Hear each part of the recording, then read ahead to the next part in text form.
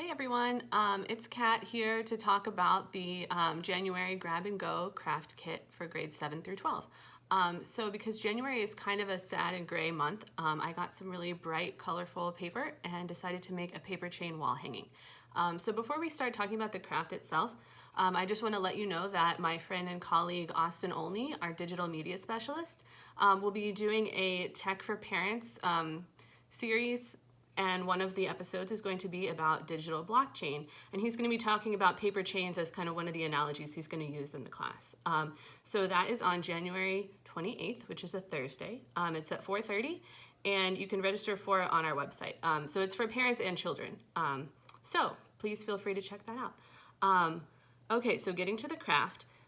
In your kit, you'll have a piece of string, you'll have a wooden stick, and you'll have a bunch of strips of really colorful paper. So you'll also, you'll have to provide the tape yourself, so you can use tape or you can use maybe hot glue or a stapler or something, just to keep the paper chain together. And also in the kit, usually there are instructions. So on the back this time, I've included like a little grid that you can use to plan out how you want your wall hanging to look, because you might not want to do all the same length for all the paper chains. Like you might want to switch up how you do your colors. There's a lot of room for you to decide what to do. So maybe do that first, and then you can start making your paper chains. So it's pretty standard.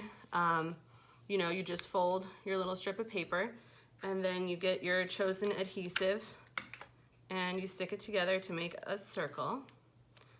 And then you take your next piece, you put it through, and then you do the same thing, put the ends together, and then tape it, and then so on and so forth until you have the amount of chain that you so desire.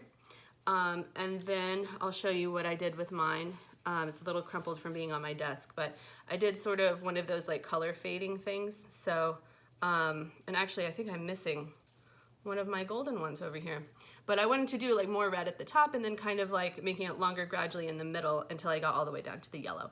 But of course you can do whatever you want to do with yours. And then you'll just take your string and you just tie one end to one end of your stick and one end to the other, and then you hang it up on your wall. So pretty simple.